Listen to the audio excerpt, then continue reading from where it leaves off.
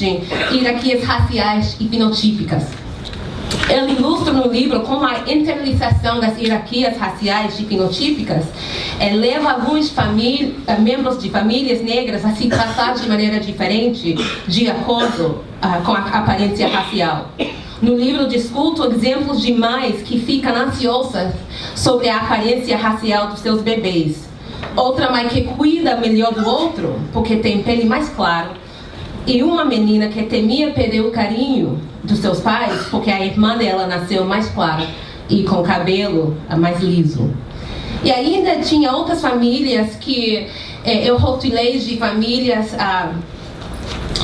transgressivas porque elas consistentemente estavam rejeitando essas hierarquias raciais. Então, em última análise, nessas apresentações que eu já fiz aqui em Porto Alegre sobre a cor do amor, eu argumentava que as consequências afetivas do tratamento diferencial podem ter um impacto porque distribuições desiguais de amor e carinho têm consequências emocionais e também materiais.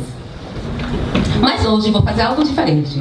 Eu quero apresentar um tema que desvia ligeiramente o foco. Em vez de se concentrar em como as crianças são afetadas pelo tratamento diferenciado com base em características raciais, proponho um argumento que destaca a importância de reconhecer a agência das crianças nas negociações de racialização. E nessa apresentação, estou principalmente interessada em relatar os momentos críticos que emergem nas vidas racializadas das crianças, que ilustram como eles aprendem a dar sentido à raça e brincar com noções de raça e cor. Como pesquisadora interdisciplinar, acredito que é importante que os cientistas sociais aprendam e aproveitem os trabalhos de estudiosos de outros campos. Eu sou admiradora ao trabalho de Toni Morrison. Estou um pouco obcecada com ela, porque muitos dos temas que ela aborda em seus livros emergem na minha própria pesquisa. Um dos conceitos que Morrison introduziu é a ideia de brincando no escuro. Alguém já ouviu falar? Brincando no escuro? Embora a ideia de brincar tenha um significado único para as crianças, ela usa o conceito para criticar a maneira como os atores clássicos, principalmente homens brancos, brincam com ou usam negritude em suas obras literárias com o único propósito de definir a branquitude. Eles brincam no escuro, usando negros como meros símbolos contra os quais a branquitude é construída. E se os adultos estão brincando no escuro, de formas que reforçam os estereótipos raciais, nessa apresentação, eu pergunto de que maneiras as crianças podem dar um novo significado para brincar no escuro.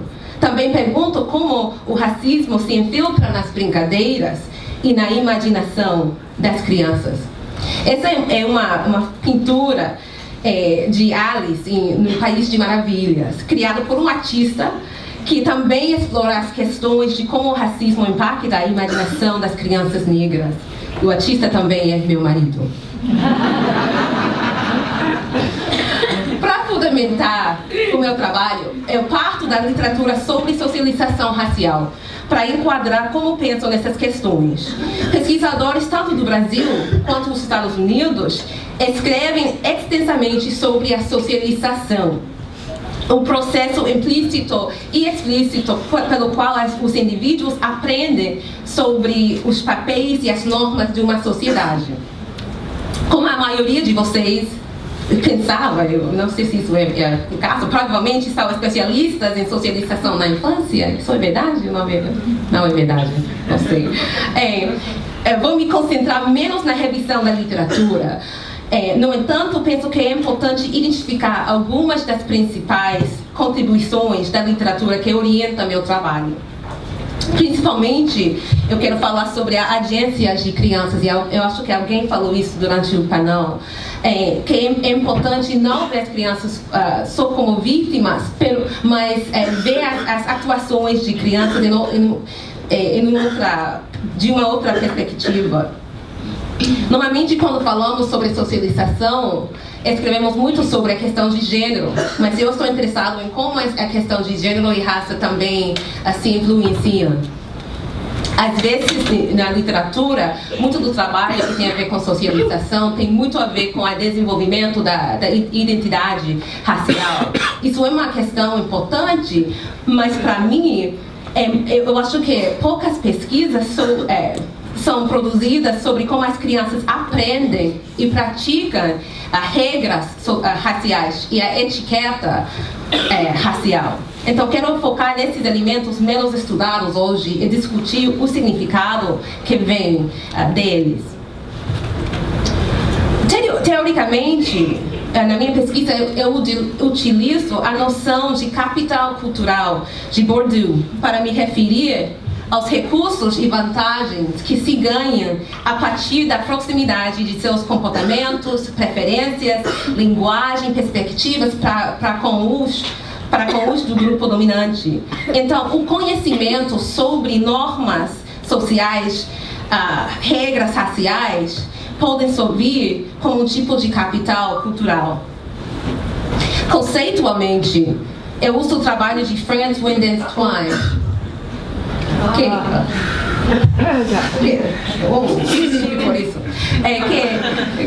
introduziu o termo alfabetização racial para descrever como os indivíduos aprendem sobre raça e respondem às situações raciais.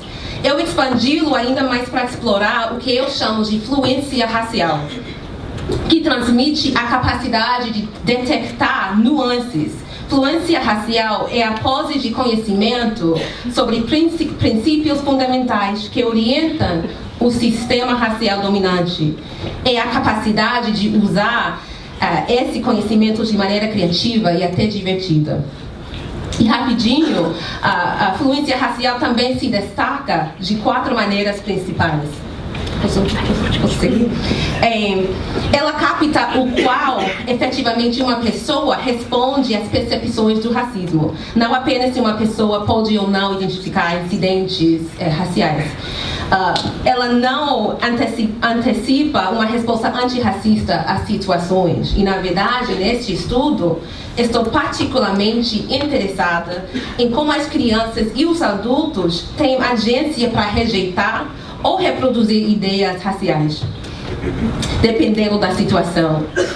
Ela também considera que as avaliações afetivas das pessoas, objetos ou eventos são críticas para transmitir, receber e construir esse processo de racialização. E, por último, considera a multidirecionalidade da socialização. Muitas vezes, nas pesquisas, nos estudos, se concentra muito na relação entre pai e filho, a relação entre o que a criança está aprendendo do pai ou da mãe. Nesse caso, eu reconheço que a socialização ocorra de criança para pai ou de irmão para irmão. E sou intencional sobre o destaque da fluência racial, porque grande parte da literatura sociológica concentra-se no silêncio e na passividade das famílias negras brasileiras. E embora seja verdade que as conversas sobre a raça eram raras nas famílias, as crianças e as famílias negras ainda estavam ativamente envolvidas em interações que davam significado ao racismo e às normas tácitas. Então, para reconhecer sua agência, eu exploro como as crianças negociam seus entendimentos de raça e eu mostro que é um processo que implica seus amigos, seus familiares e me implica também. Deixa eu ver se... Tá.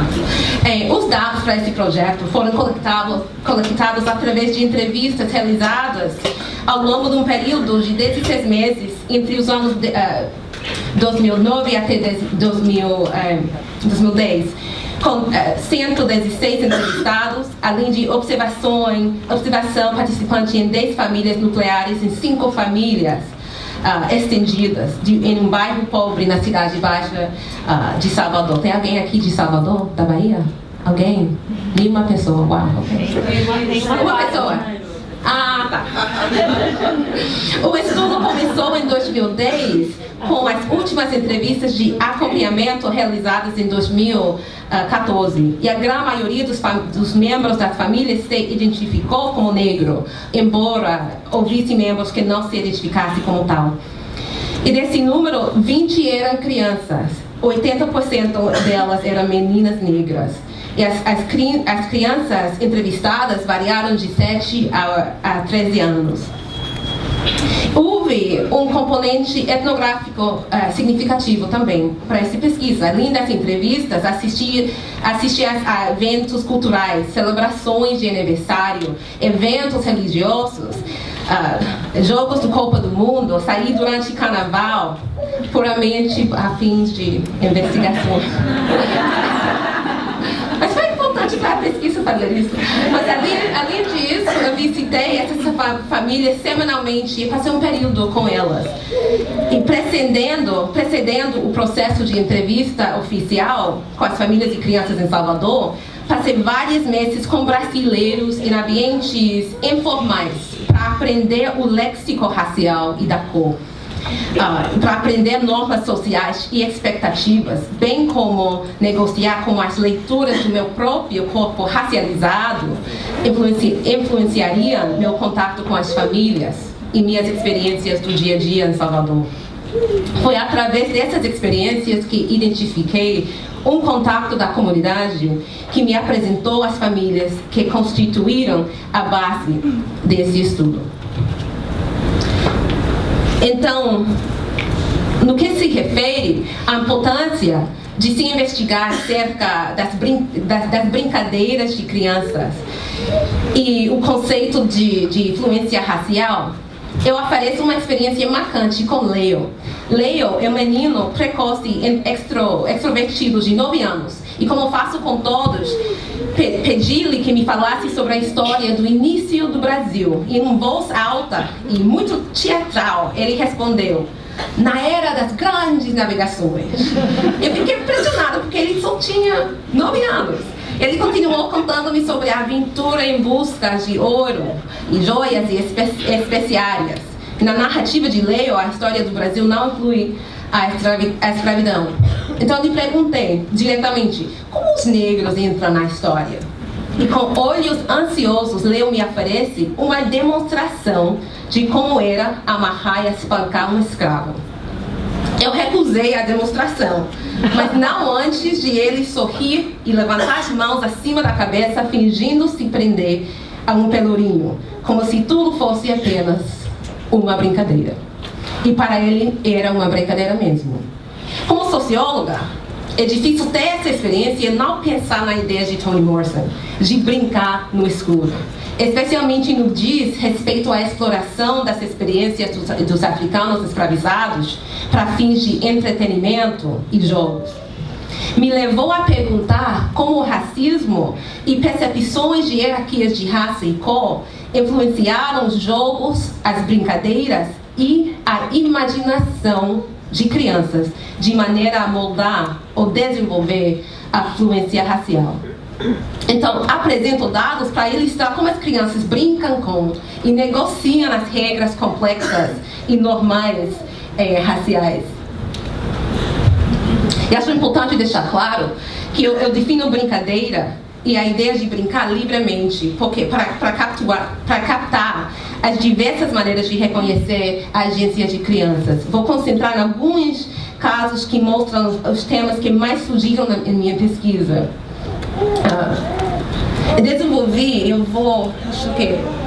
Isso vai dar certo.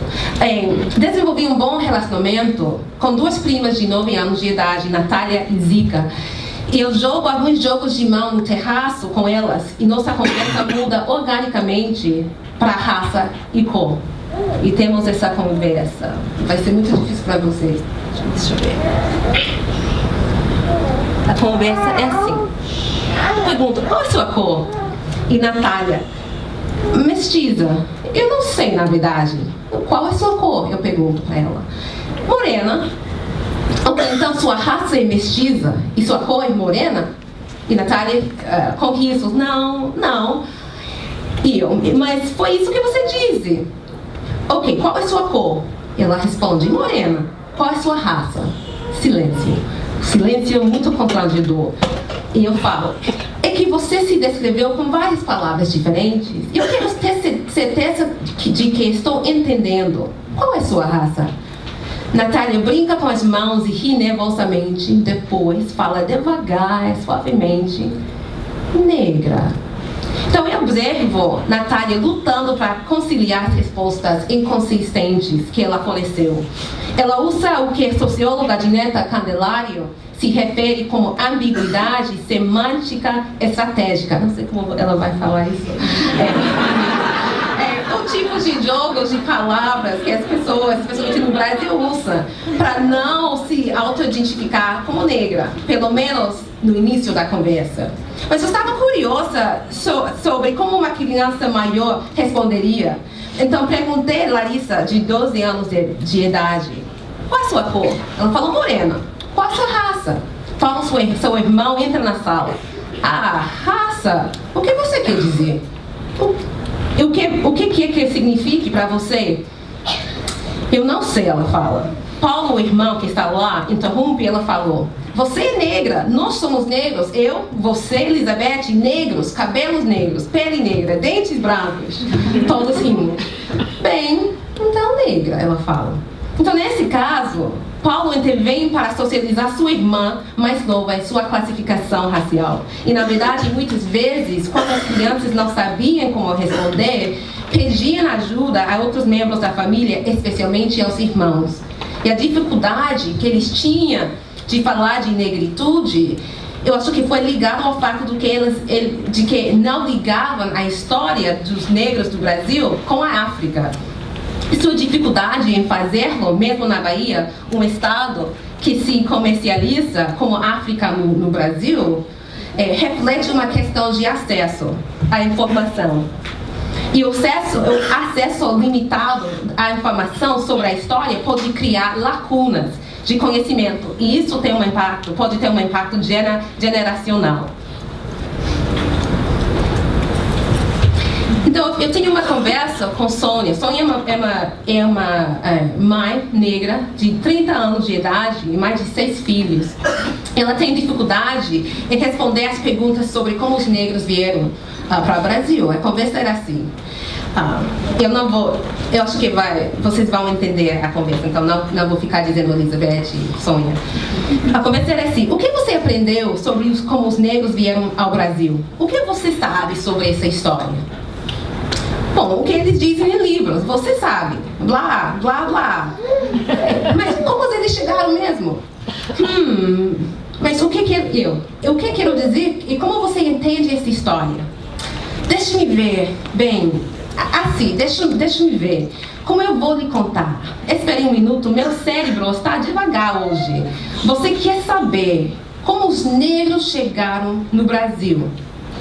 Eu não sei. Eu perguntei, você aprendeu sobre isso na escola? É assim, você diz como quando os portugueses vieram e blá, blá, blá. Ela é uma voz cantarolante. Sim, é isso que eu quero dizer. E nos duas rimos. Sônia diz, você diz como o quê? Em 1500, blá, blá, e os negros, blá, blá, e Princesa Isabela, blá, les deu a liberdade. Sim, então eles os libertaram. Eles libertaram quem do quê? Da escravidão, porque de acordo com os negros, eles eram escravos. Bem, não de acordo com os negros, de acordo com todo mundo, os escravos, os livros, todo mundo, as pessoas falando, as novelas, os negros eram os escravos. Então, Sônia tropeça enquanto tenta construir uma narrativa histórica sobre o início do Brasil e a chegada dos negros no país. Como nas narrativas de outros entrevistados, não só a resistência negra não é reconhecido, mas os negros nem sequer são inicialmente reconhecidos como tendo sido escravizados até eu pedir informações adicionais. Como adulto, ficou claro que Sônia tem lacunas em seu conhecimento histórico. E essas lacunas têm implicações para crianças, porque na ausência de informações, elas usam suas próprias imaginações para construir a história. Nas minhas entrevistas com crianças, eles ofereceram histórias bem criativas para explicar a presença dos negros no Brasil. Muitos me informaram que os negros vieram em navios porque eles eram grandes marinheiros. Outros criaram uma narrativa elaborada de que os negros sempre viveram no Brasil com o povo indígena, que tinham esse mundo diferente. E outros, e a maioria, simplesmente falaram que não sabiam de onde vinham os negros. Mas eu acho que é importante dizer que as famílias negras não são monolíticas. As práticas de socialização dos pais influenciaram muitas crianças e possibilitaram outras atuações mais criativas. Na família Nascimento, Ned, por exemplo, é uma mulher negra assumida. E ela é intencional sobre discutir o racismo com seus filhos. Na minha primeira visita à sua casa, ela preparou mocotó. Alguém sabe o que é mocotó? Sim. Delicioso. Gostoso. Ela preparou mocotó e explicou com orgulho que era a comida dos escravos. E que este tipo de comida tinha sustentado seus antepassados durante a escravidão. Em uma entrevista posterior com o filho de Ned, Roberto começa a responder minha pergunta sobre sua cor e raça. Ele está à beira de dizer moreno, mas se corrige, classificando-se por cor e raça como negro. E ele olha por cima do ombro para ver se a mãe ouviu. Mas eu destaco a família Nascimento como uma das famílias consistentemente transgressivas. E na família de Ned, ela socializa seus filhos para brincar de uma maneira que tenha uma ironia crítica sobre raça. Após nossa entrevista, ela quer que eu conheça sua neta. Ela fala assim: ou você tem que ver essa menininha. Ela é desse tamanho, só tem 2 anos de idade. Você tem que ver ela cantar. Eu não sei se vocês conhecem essa música, não vou cantar, vou falar as palavras. Menina bonita com cabelo duro. Coloque um alisador em seus cabelos para que fiquem bonitos. Um alisador vai consertar isso. Escova. Vocês conhecem essa música? Não. Eu não conhecia antes também. No início eu não entendo porque ela gostaria de que sua neta cantasse essa música. Mas mais tarde eu aprendi que é uma música de carnaval, criada especificamente para desafiar ideias sobre cabelo bom e cabelo ruim. Então, por meio dessa performance, Ned está começando o processo de ensinar sua neta como brincar de uma maneira irônica, a fim de criticar racismo. Essa canção, na verdade, era muito legal. Essa parte não reflete a mensagem geral da música, mas gostei. Minhas conclusões gerais sobre essas interações são que, em termos de categorização racial, as crianças não tinham certeza sobre como responder à pergunta. A maioria das crianças eventualmente identificavam-se como negra, mas somente após um processo de resolução da questão racial. E sua incerteza é precisamente o que eu acredito é importante capturar. Seus esforços para lidar com sua classificação racial são os primeiros passos que darão lugar à fluência racial.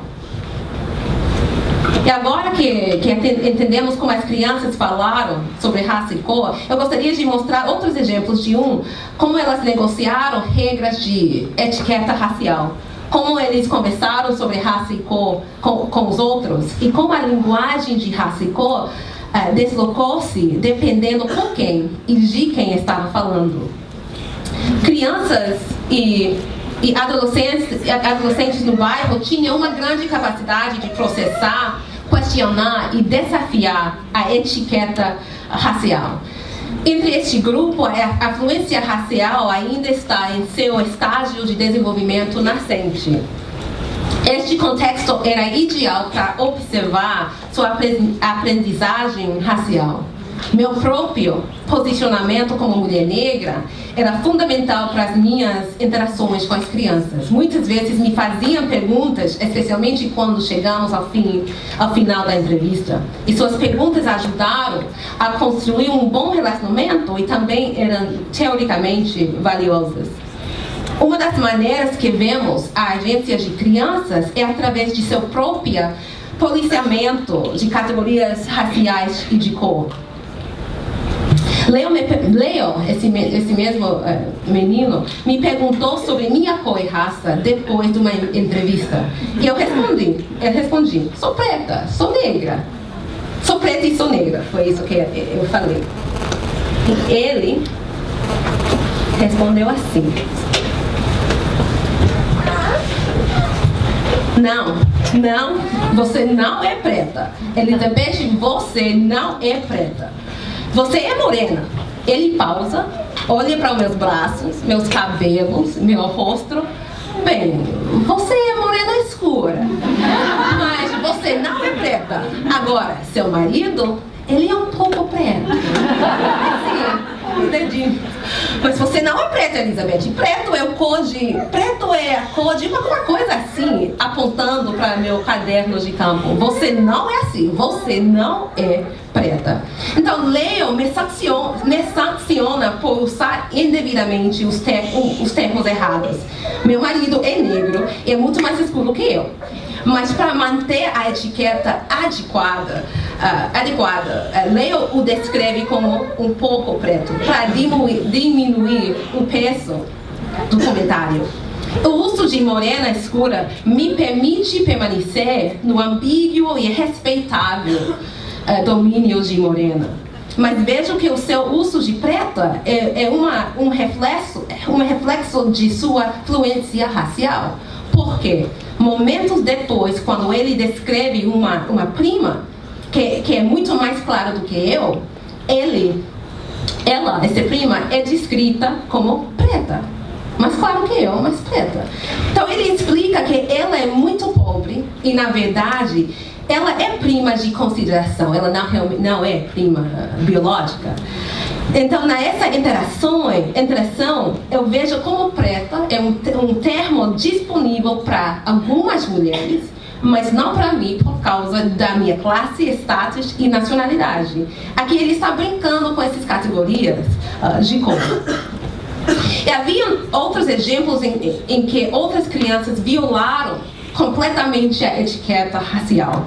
E por causa do tempo, eu vou dar só um exemplo disso, que envolve um menino, Damian, um menino de 3 ou 4 anos, eu vou ter que dar uma olhadinha. Ele é irmão de Natália, uma menina que eu mencionei antes. Então, durante aquela entrevista com Natália e Zika, elas estavam confusas sobre raça e cor. Então, eu peço que elas me ajudem a entender minha cor e raça. Então, elas afirmam ao mesmo tempo: Elizabeth, você é morena. Damian, o irmãzinho de Natália, não mais capaz de conter as brincadeiras e especificamente a imaginação de crianças. Eu quero usar exemplos de Rejane, Natália e Zika para esclarecer como, pela imaginação de jovens, meninas negras, vemos o processo de desenvolvimento da identidade.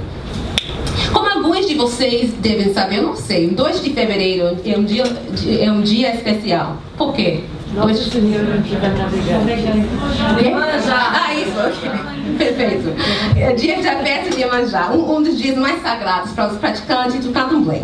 É o dia em que fazem homenagens a Iemanjá, Mãe das Águas. Além de fazer ofertas para Iemanjá, é costume pedir a Iemanjá que conceda um desejo. E como todos no bairro estão caminhando em direção à praia para fazer suas ofertas de perfumes, flores e velas. Desculpe, como todos no bairro estão caminhando em direção à praia para fazer suas ofertas, eu pergunto casualmente a Rejane, de 9 anos, se ela já tinha pedido seu desejo a Iemanjá. Ela responde com um tom exasperado, explicando que todos os anos ela pede o mesmo, mas suas orações não foram respondidas. Se pudesse pedir uma coisa, pediria ter cabelo grande, louro e olhos azuis. Mas não quero ser branca, não. Okay. Tá bom. Outra, depois dela, Natália falou, bem, eu queria cabelos compridos também, mas não precisa ser assim tão longos, apenas um pouco mais do que já são hoje. E castanhos, um pouco mais claro do que são agora, e ondulados. Então, enquanto me parece que elas simplesmente estão reproduzindo as normas estéticas dominantes, Rejane quer deixar claro de que ela não quer ser branca. E ela acompanha seus desejos para Iemanjá com uma provocação sobre a pele branca, que é pálida e pouco atraente. Ela falou, Natália não quer cabelo louro, nem cabelo liso. Nenhuma transformação imediata. Em vez disso, seus desejos são enquadrados como pequenas modificações, mas uma modificação leva a outra. E com cada descritor, ela se afasta da sua aparência atual. Embora certamente muito longe da afirmação racial, essas preferências ilustram sua negociação de hierarquias racializadas e generificadas. Ao invés de adotar completamente essa ideia de branquitude, na fantasia delas, escolhem elementos dessas hierarquias e ambos querem manter sua pele escura. Na entrevista com Dania, uma menina de 8 anos, eu lhe perguntei diretamente se ela queria alisar o cabelo dela. E ela respondeu, não, porque devemos estar felizes com o que Deus nos deu. Depois descobri que ela tinha estado implorando secretamente por quase um ano que sua mãe alisasse o cabelo dela. Mas ela respondeu assim, ela mentiu para mim, porque sabia o que era a resposta correta. Nesse sentido, as respostas enganhosas dela refletem sua capacidade de brincar e minar essas expectativas sobre como ela deveria sentir. Também refletia o seu conflito interno sobre a questão de seu cabelo e da sua identidade. A demissão final que eu quero discutir aborda a questão de como as crianças responderam aos desafios afetivos que foram causados por fatores raciais. Aqueles entre vocês que já me ouviram apresentar antes, provavelmente se lembram de Rejane. Resumindo, quando a mãe de Rejane deu à luz a sua irmã, ela relata que Rejane chorou o dia todo porque ela falou que temia perder o carinho de seus pais. E quando pedi que ela explicasse por que ela pensou assim, ela falou, por causa do bebê. Você a viu, não foi? Ela nasceu limpinha e com cabelos lisos. Eu tenho medo que eles gostem mais dela do que de mim. O cabelo dela não vai dar trabalho. Todo mundo está dizendo isso. Ela vai ter tudo e eu não vou ter nada. Ela então cobre o rosto com as mãos e ela soluça. Mesmo sendo uma criança, Rejane reconhece os problemas que esses dinâmicas podem causar nas famílias. E seus medos sobre a comparação entre ela e o bebê são fundamentados quando ela ouve sua mãe concordar com um amigo da família que diz que, apesar do nariz largo do bebê, pelo menos o cabelo do bebê não saiu como o dela, apontando a Rejane. Então, Rejane se recusa a falar. Ela fica inconsolável por dias. E ao invés de tranquilizar Rejane, dizendo que o amor que ela sente por ela não vai mudar, Damiana, sua mãe, faz um comentário peculiar. Ela diz, não se preocupe, ela vai ficar mais escura. Mas, na verdade, essa afirmação sugere que se o bebê não ficar mais escuro, talvez Rejane vai ter que se preocupar. As pessoas que já me ouviram falar disso, a outra parte que eu não falei em um ato de desafio contra as comparações constantes e contra os comentários que ela tem cabelo ruim e o bebê tem cabelo bom, ela amarra um lençol de laranja brilhante em torno de sua cabeça. Ela atravessa o bairro o dia todo, com ele voando atrás dela. Ela está brincando, correndo, feliz da vida. Brincando, imaginando que esse lençol é o cabelo dela. Ela está feliz por uns minutos, até os meninos do bairro eventualmente tiram o lenço da cabeça dela. Semanas mais tarde, e inesperadamente, enquanto eu ando até o bairro, Rejane me grita, brincando. Ela diz: ela falou, Betty, você já pensou em vender seus cabelos como bombril? E ela ri. Nesse momento, Esse momento, ele está usando o mesmo abuso que a levou às lágrimas em nossas entrevistas para me insultar. Eu fico paralisada pelo comentário, menos porque me senti pessoalmente machucada e mais porque percebi como, ao invés de rejeitar essas ideias dolorosas de cabelo bom e cabelo ruim, ela o reforça. Ela faz isso em parte porque a textura de meu cabelo faz de mim a única pessoa contra a qual ela pode usar essas palavras a partir de uma posição superior. Ela gosta dessa piada, orgulhosa, por com base nas regras da hierarquia racial, seu cabelo ser melhor do que o meu. No início, deixa eu ver.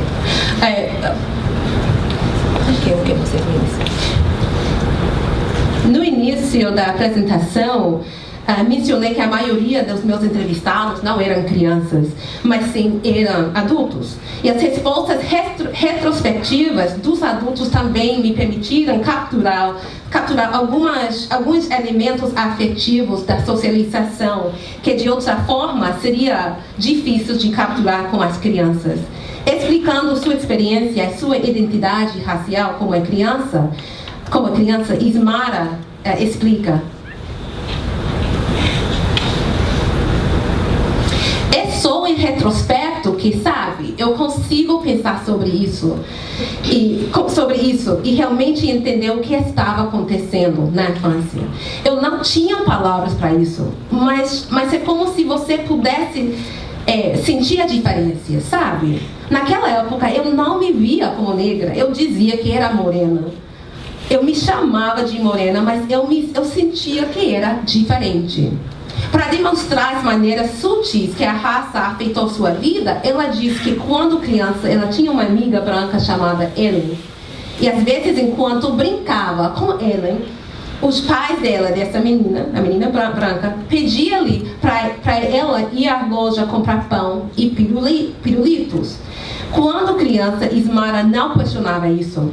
Ela entregava o pão e os doces e retomava a brincadeira com Ellen.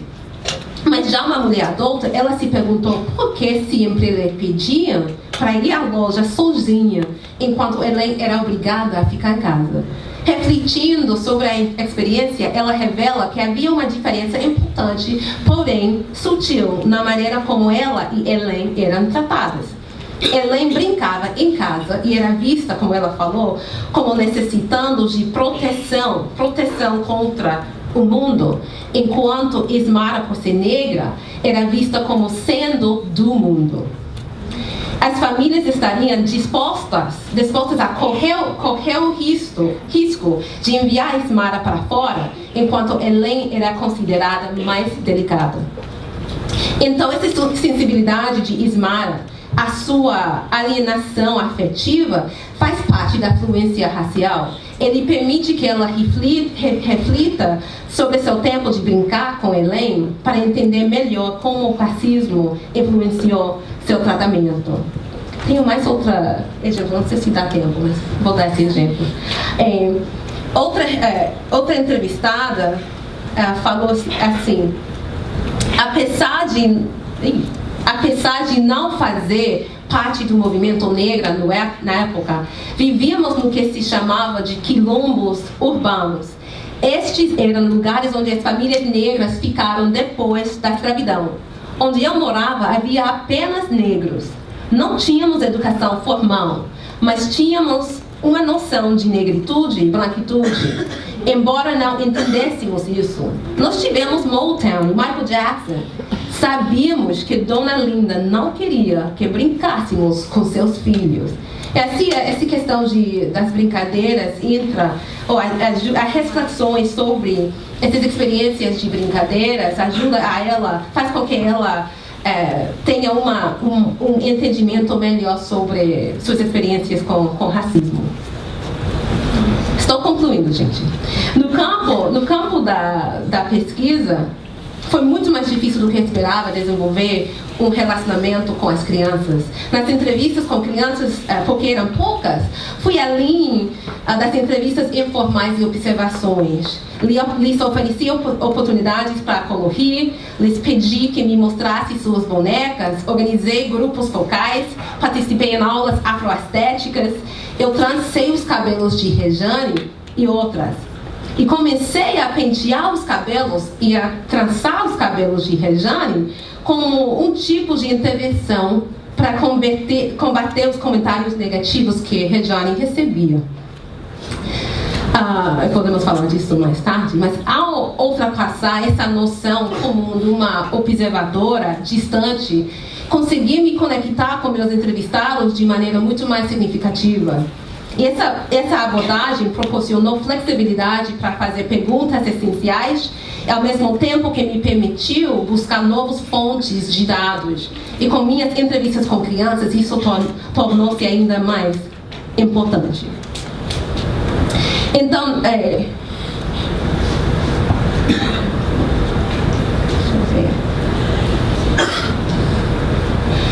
nessa apresentação, me concentrei nas crianças negras, como elas brincam com normas raciais e hierarquias, como uma reflexão de sua socialização. Utilizei o termo fluência racial para me ajudar a conceituar a capacidade de crianças negras de usar seus conhecimentos e interações sobre raça e cor de maneira criativa e até divertida. Talvez seja muito fácil criticar as decisões e a agência dessas crianças, especialmente as que reforçam hierarquias. Mas devemos lembrar que são crianças que estão fazendo o melhor que podem para dar significado às imagens, ideias e interações que muitas vezes as degradam. No final, como pesquisadoras, vamos continuar a lançar luz sobre as brincadeiras de crianças negras, porque através do entendimento de como elas brincam no escuro, reconhecemos sua humanidade e permitimos que elas sejam uma luz para o mundo. Obrigada.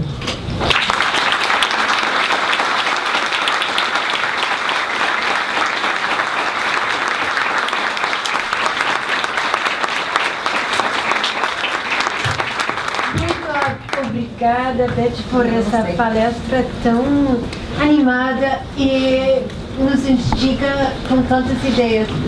Agora, eu quero te perguntar se tu teria a paciência de, talvez, se tivesse algumas perguntas. Claro que sim. Na plateia. Essa é a parte mais interessante. Se poderíamos abrir para perguntas. Né? Tá, vai. Ela aqui na frente. Estou levando.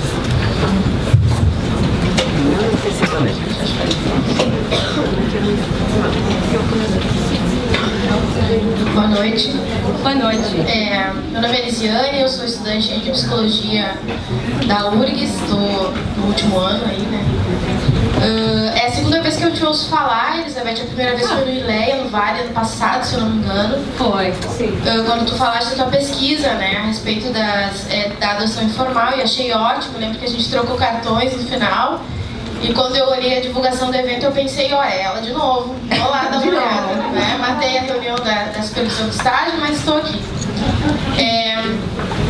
Primeiro eu quero te parabenizar pela tua fala, assim, acho que ela consegue dá sentido a muitas das coisas que a gente vem pensando enquanto tenta produzir conhecimento em relação à raça aqui no Brasil, enfim.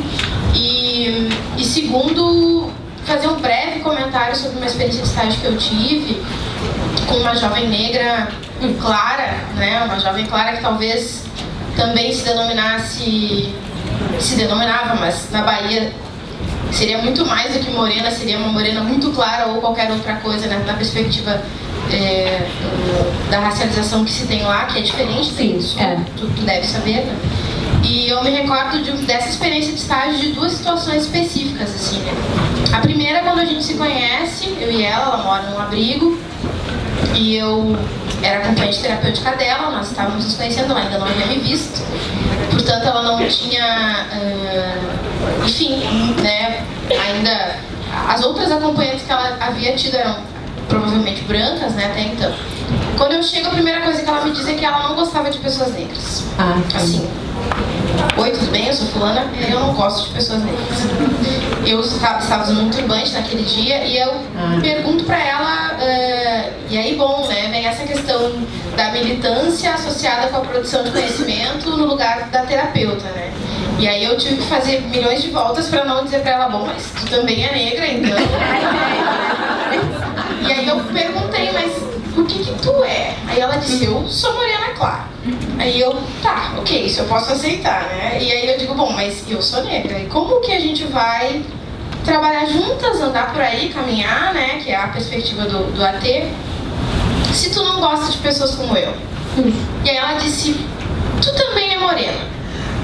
E aí eu, bom, tudo bem, vamos adiante, porque talvez essa questão não seja a principal questão da vida dela, né? Uma menina que mora, hoje já uma adulta, né, 19 anos, que ainda mora em um abrigo residencial, muitos anos afastada da família, enfim.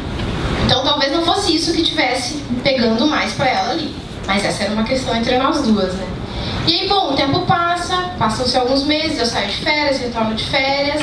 Depois de 6 meses, 7 meses mais ou menos do início da nossa relação, e após um mês de férias mais ou menos, ela me recebe no primeiro dia, assim, no segundo dia em que a gente retoma os nossos encontros, dizendo que ela não queria mais fazer AT comigo.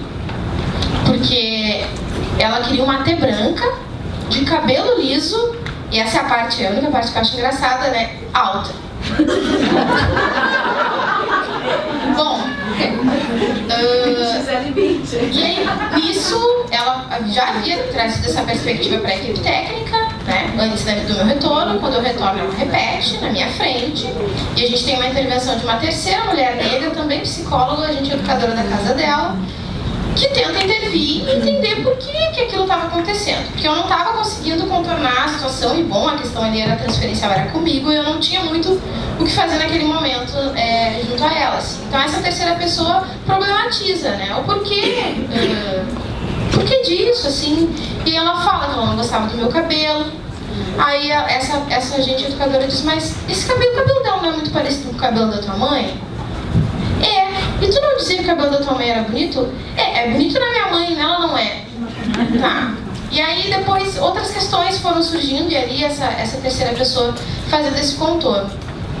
Bom, esse é um breve relato, assim, pra dizer pra vocês de uma experiência que muitas vezes a gente tenta na formação, né? Eu tô na graduação ainda, mas eu imagino que seja uma questão para todos os espaços na universidade, que ainda é muito eurocêntrica. A gente muitas vezes pauta a necessidade de estudar a questão. E aí quando vai pro campo, as pessoas, se estiverem com os olhos minimamente abertos, vão se deparar com a realidade. Principalmente pessoas negras, no sentido dessa questão, né? No sentido de que era uma questão que tocava nela diretamente. A minha negritude tocava nela diretamente. E eu venho tentando produzir um capítulo a respeito disso, exatamente para poder problematizar como é estar no lugar, né, da terapeuta, daquela que está ali para ajudá-la, lidando com as questões que ela trazia, transferenciais. Primeiramente sem revidar, porque não era isso, não era para isso que eu estava ali, né? Não estava ali para enfim, a questão da consciência racial não era a nossa questão principal, e sim que ela pudesse lidar com questões outras que a estavam atrapalhando, enfim, na sua vida, na perspectiva do acolhimento, no afastamento familiar. Mas para mim foi muito importante poder fazer essa reflexão, e a supervisão ela foi essencial, e eu precisei buscar supervisão com psicólogas negras para isso, porque as minhas supervisoras, apesar de estarem muito interessadas e bastante, enfim, afim da produção, elas não tinham o que me dizer e como me ajudar nessa perspectiva. Né? Então eu queria basicamente poder te perguntar um pouco mais assim, sobre como foi para ti, ou como que tu lidou com essas questões que surgiam, que tocavam diretamente em ti, assim, em que momentos quais foram as estratégias que tu usou para poder intervir nisso num segundo momento, ou naquele mesmo momento, com as crianças ou os adultos que tu pesquisou, assim, que tu teve a oportunidade de entrevistar, né? Porque eu acredito que tem uma diferença essencial entre pesquisar um assunto que te toca, que mexe contigo, e que ao mesmo tempo mexe com o outro porque ele sabe que mexe contigo, né? Porque ele percebe, ele consegue ver isso, tá na tua cara, tá na minha, enfim, não há dúvidas, né? Acho que era mais ou menos isso, assim, era mais uma contribuição e uma pergunta bem envezada. Obrigada. Pessoal, nós vamos reunir algumas questões no bloco. Lucas. Boa noite, tudo bom? Meu nome é Lucas, eu sou das Ciências Sociais, né, da Sociologia também, legal aí, sou do segundo semestre, e eu queria fazer uma pergunta que ela é uma coisa que eu sempre fico na cabeça, que desde que eu aprendi no colégio, isso eu nunca esqueci, e que pra mim é uma das questões que eu acho, eu acho importante, pelo menos, eu não sei como é que tu vai reagir a essa minha pergunta, que é o seguinte, a questão da palavra em si, raça.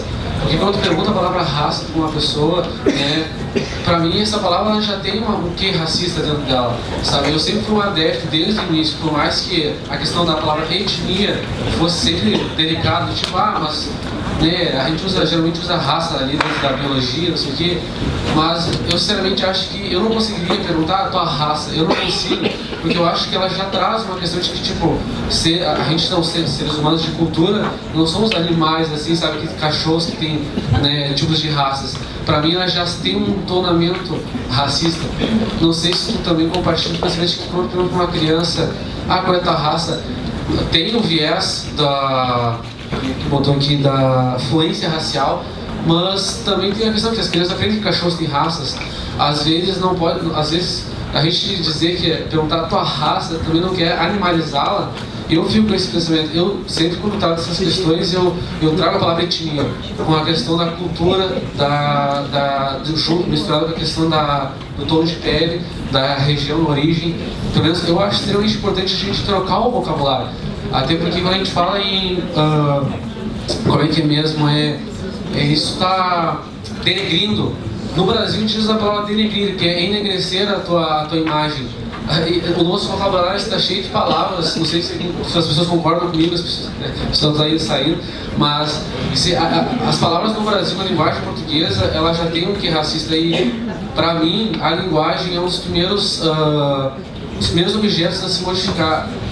Eu acho, pelo menos, que eu gosto muito da língua portuguesa, eu acho ela muito interessante, mas eu vejo que ela tem essas questões, né, que se também não forem modificadas, não que não adiante, né? Mas acho que também isso tem uma importância. Às vezes isso é um ponto a ser relevante. Não vejo muitas pessoas falando sobre isso. Tu que quis trazer assuntos que pesquisaram uma área que não é tão pesquisada, né? Eu não vejo pessoas falarem tanto da questão da linguística brasileira, né? Da variação linguística, né? Tem gente que dizendo que tem um português mais bem falado. Não existe isso. Cada português é português no Brasil todo, né? Não sei, essa é a questão que eu coloco. Não sei se eu me fiz entender para todo mundo. Obrigado, boa noite. Obrigada a você. Obrigada, Lucas.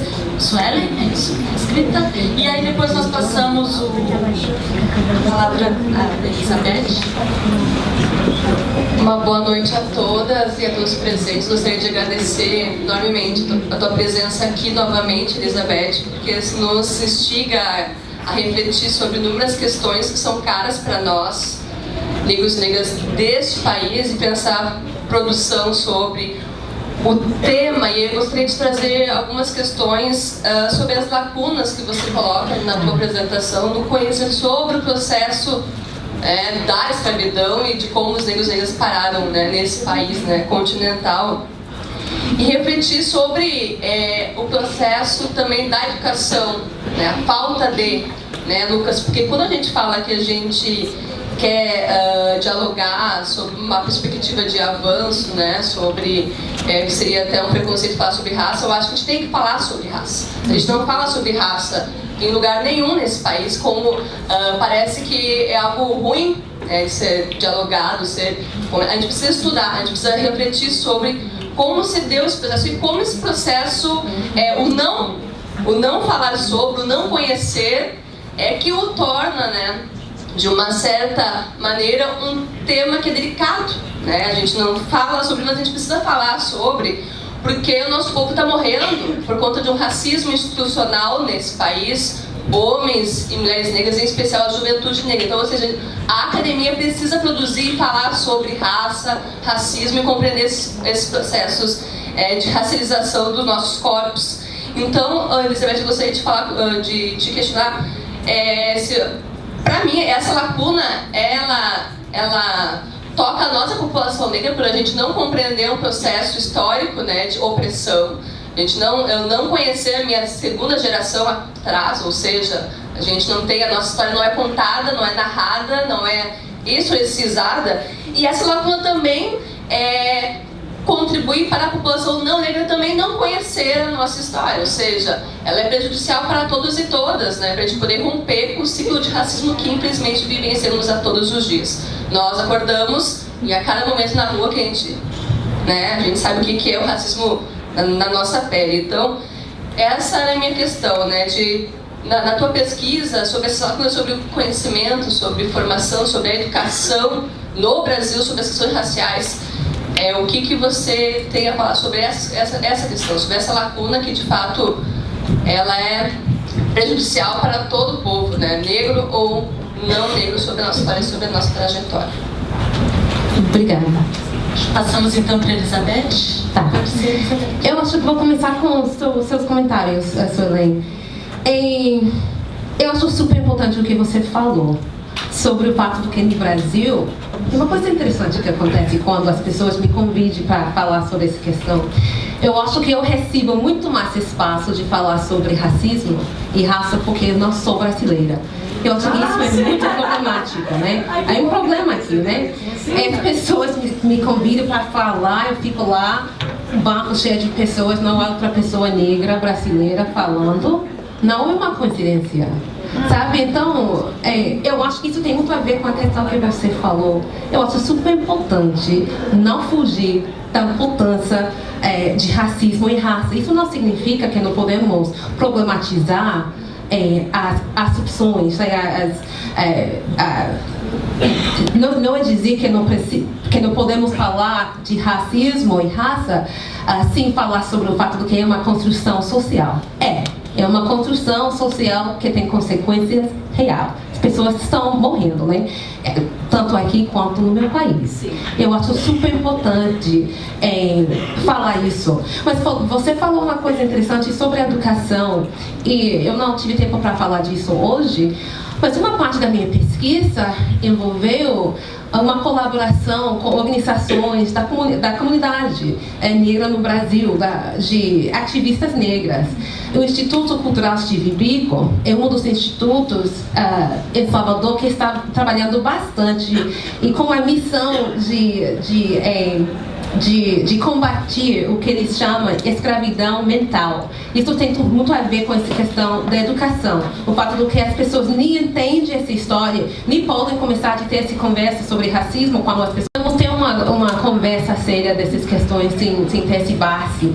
Então, eu gostei muito de colaborar com eles, de ver os programas que eles estão desenvolvendo, que realmente abordam essa questão de educação, e uma educação histórica, mas também política, de como se